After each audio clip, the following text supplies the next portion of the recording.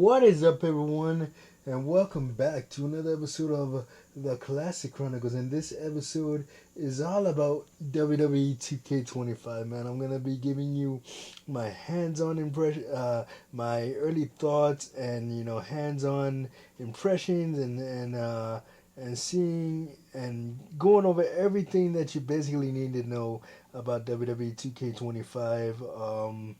That you don't know yet, because there's a lot of information out there.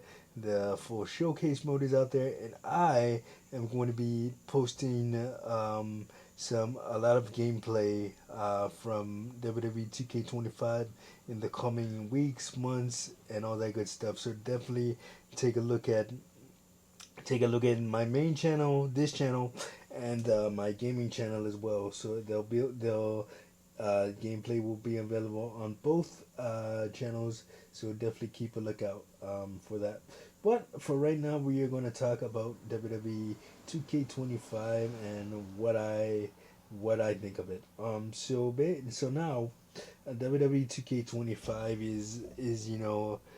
is basically the third entry in the revitalization of the WWE 2K series because, as you recall, and I mentioned this in previous videos when talking about other WWE 2K video games, that the series had gotten a little stale going into WWE 2K20, and there was a lot of bugs and a lot of things wrong with that game, and even the development team themselves at 2K said it felt rushed, and hence why there was no WWE 2K21, and that was replaced with a really really fun game, WWE Battlegrounds, and then the WWE came back with WWE 2K22, like a revitalization of the series, and they've just been hitting it out of the park every single year, and WWE 2K25 is certainly the best yet. So the core gameplay of WWE 2K25 is the same as it's been since WWE 2K22. But there are a few subtle changes. The with the addition of chain grappling coming back, chain wrestling, and unlike even that feature has been revamped in the series, where before it was just like a series of actions that you can do from a lockup position, and you were kind of forced into it at the beginning of the match. Like, no matter what you did at the beginning of the match, if you pressed the grapple button, whether it was a light or heavy grapple, you would get kind of forced into the animation of chain wrestling, which that's not the case in WWE 2K25. You can easily start off a match without chain wrestling, and it's cool to see that option. And the attacks are more straightforward in WWE 2K25. Like, you'll lock up, and then you can switch positions, and then you can do an attack, or you can let go of the attack, or it gives you a lot more real feel of a WWE style match than in previous iterations of the series when it came to chain wrestling. Another thing that's back, intergender matches. You know, People have been asking for this for years. Why can't you put Rhea Ripley against John Cena? That's an extreme example. Why can't you do that to see who's really better? But WWE 2K25, listen to that, and with I guess the catalyst for that was the inclusion of Nia Jax in both the men's and women's Royal Rumble a couple of years back. So 2K saw that, and they said, why not bring back intergender matches in the 2K series, and that's what we got with WWE 2K25, man. And let's see what else. The backstage areas, man. The NXT parking lot. Just so many cool things to do there.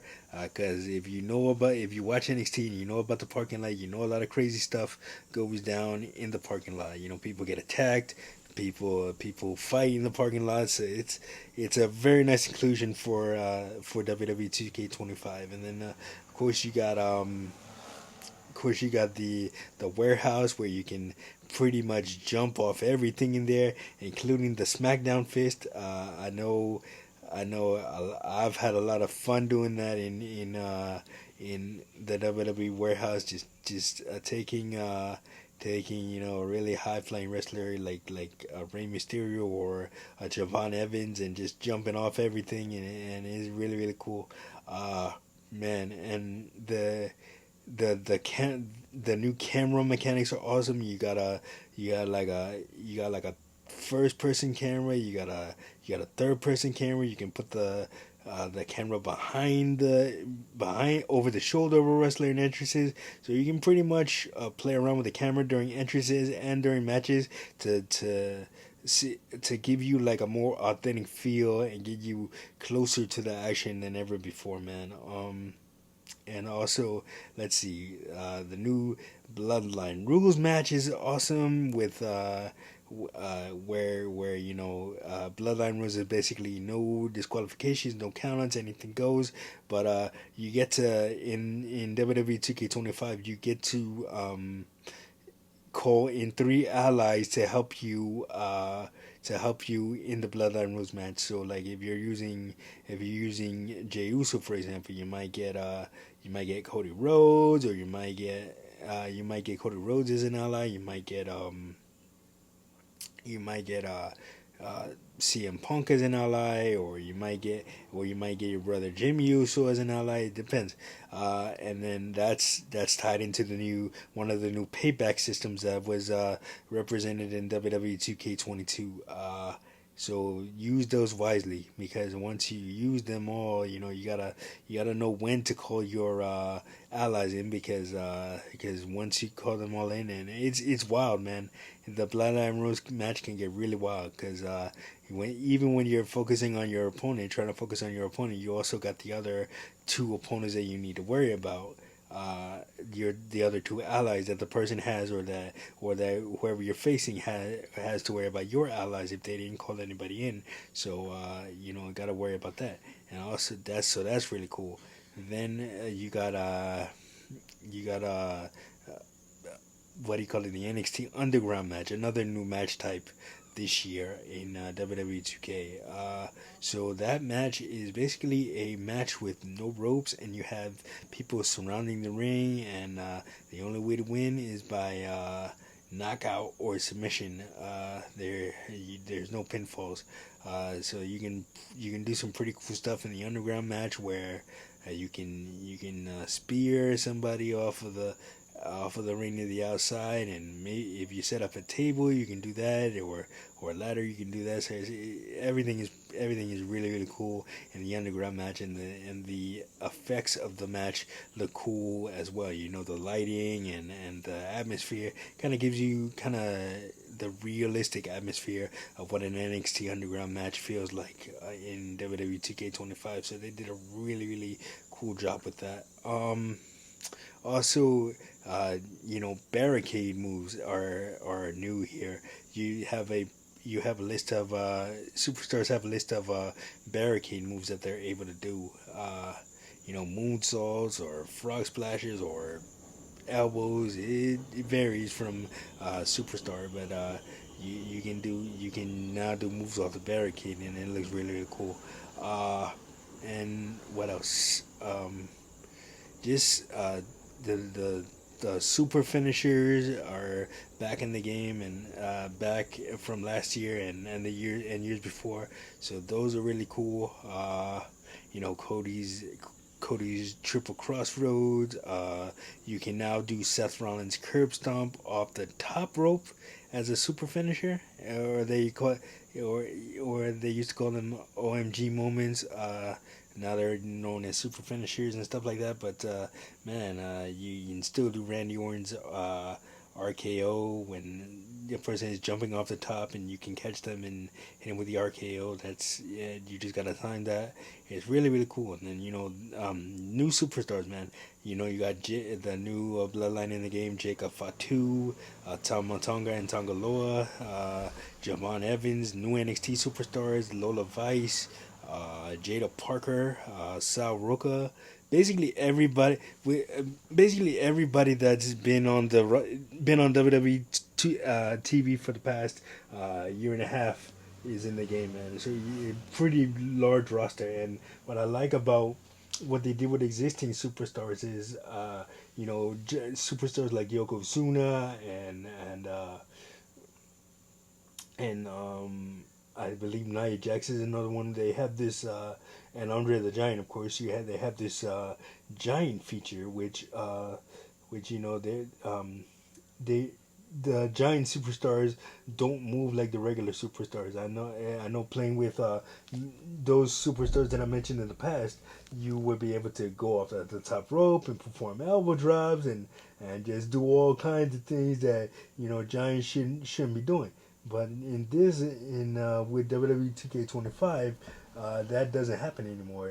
The giant superstars play like their real life counterparts. Like, you're not gonna be able to go off of the top rope with Andre the Giant or Nia Jax or Yokozuna or anybody in the giant category, and so you gotta be real careful with the way that you play with them as well as against them, because they are a little harder to take down than regular superstars, as giants are supposed to be. Um, and what else is okay? So let's talk a little bit about the showcase mode for this year. So the showcase this year focuses on the bloodline. So the bloodline is the Samoan dynasty, basically.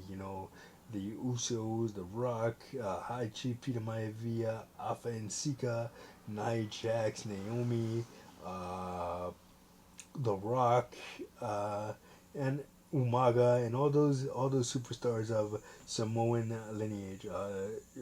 Jamal and Rosie from 3 Minute Warning. Well, that's the same as Umaga, but what do you call it, man? The showcase is just a beautifully done. Paul Heyman narrates this year's showcase, so he sets you up for every single match that you play. And the soundtrack that he provides is just so beautiful, man. It's it kind of gets you hyped for wanting to do the matches and accomplish everything that you need to accomplish to unlock everything in the showcase mode, man. Paul Heyman is just such a brilliant mind for the business, and him being able to bring that iconic promo style and the iconic Paul Heyman signature touch, if you will, to WWE 2K25 is just amazing. You know, the like, I you wanna play showcase mode once you play through it.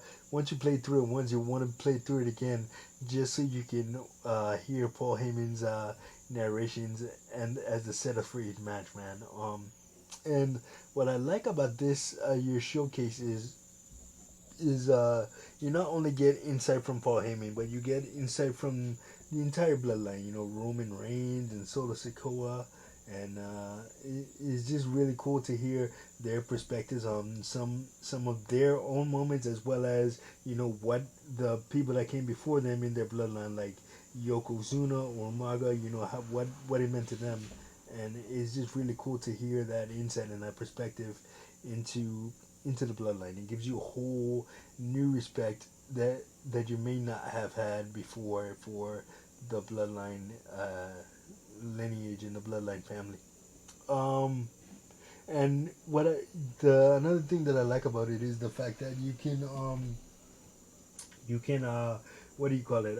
You have timed objectives this year. I don't think in the previous years you've had time objectives in showcase. Like, you've had match objectives and stuff that you needed to do to get certain rewards, but this year with the addition of time objectives, it makes things a little more like like you can't take your time with it. You know, you gotta, in order to complete certain objectives, they're timed.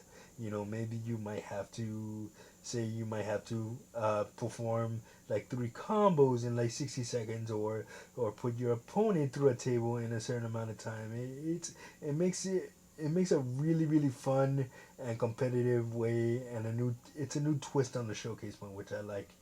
Uh, and they're kind of keeping with the theme of the last of WWE 2K23, where if you recall in WWE 2K23, John Cena John Cena was the subject of that particular showcase, and what happened with him was you would you would uh you would take you would do matches that he initially lost in reality, and you would kind of get the chance to uh, to rewrite the wrong, or he would try to rewrite the wrong, and you would play as his opponent rather than him. And that's what you kind of got to do in this showcase as well, the Bloodline showcase. It's not the case for all matches, but it is the case for some of them. Like some, for example, I'll give you one without without going into too much detail because I don't want to ruin it. But there is one where like Rikishi versus Stone Cold Steve Austin from No Mercy 1999.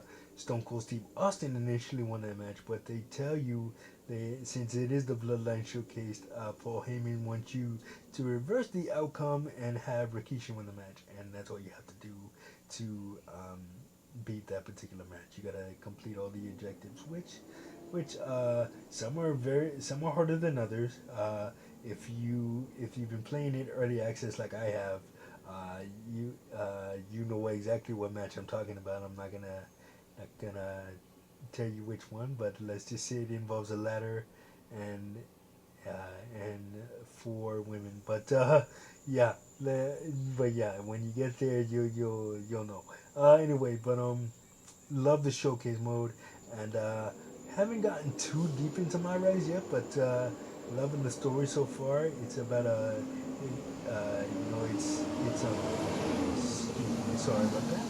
It is about a mutiny within WWE. You know, you have the some superstars some superstars wanting to take over WWE, and then you gotta come in with your created superstar, and with the help of other superstars, stop the ones that want to take over WWE from taking over WWE. You can play as either a male or a female, and depending on what superstar you create, that determines your path in my rise, and it's so unique and so innovative that they took the intergender portion of WWE 2K25 and implemented it into my res mode. I'm really enjoying it.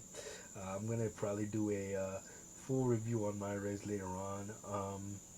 And if you guys want to see some my res gameplay, let me know down in the comments. And as far as the big mode for this year, the big upgrade, which is the island, I haven't really gotten into that yet. I'm gonna definitely get into there, and when I do get into it, I'm going to give you my thoughts on it. And when we do a definitive review. Right now, this is just hands on, and right now this is just an early impression of what I think of it, and I'm loving it so far. WWE 2K25 is awesome. I had the Bloodline edition, which is the deluxe edition. Comes with everything that comes with everything that the Deadman edition, which is an edition below this, comes with, and more. Nation of Domination Rock, and a whole bunch of other things. Some Bloodline outfits for the island, and let me just say one more quick note about the island. If you have the PS4 or Xbox One version of WWE 2K25, unfortunately the island is not available on PS5, 4, and Xbox. It is only available on current gen PS5 and Xbox Series S and X. But yeah, I'm loving WWE 2K25 so far. If you guys, let me know what you guys think, if you played it, and what you like about it, what you don't like about it. Let me know down in the comments. But anyway, that is going to do it for this episode of the Classic Chronicles. Like, subscribe, share. Don't forget to hit that notification button so you don't miss a video. And of course, we'll see you guys in the next one. Peace.